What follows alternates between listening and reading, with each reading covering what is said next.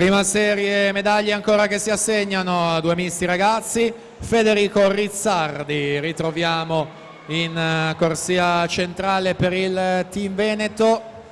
In questa gara ha vinto il titolo giovanile, abbiamo detto in precedenza durante i 200 rana, campione giovanile anche dei 400 misti, e poi in vasca lunga invece in questa prova è stato secondo allo Stadio del Nuoto di Roma. Rizzardi alla 4 con Sabattani in corsia numero 5, coetaneo 2004 anche lui in mola nuoto, primo nei 100 rana ai Criteria e Coppa Komen edizione 2019 con la nazionale giovanile di Walter Bolognani.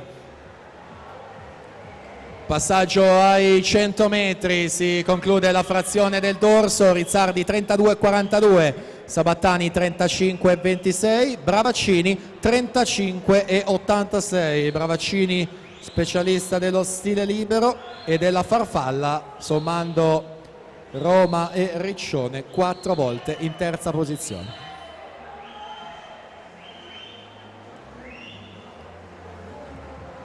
Rizzardi con frazione preferita della rana ai 150, 36,28 per lui. Sabattani 36,47, quindi entrambi con la rana se ne vanno via rispetto al resto della vasca, e Maset che sorpassa e si mette in terza posizione da difendere nelle ultime due vasche a stile libero. Torniamo però là davanti perché siamo di fatto alla conclusione, con un'altra bella vittoria in arrivo per Federico Rizzardi, che quindi vince i 200 misti 2,07,23. Sabattani 2,9,58, quindi vediamo la lotta per la terza posizione, la spunta a Bravaccini che rientra proprio con lo stile libero 2,16,34. Però attenzione anche in questo caso, facendo riepilogo, Andrea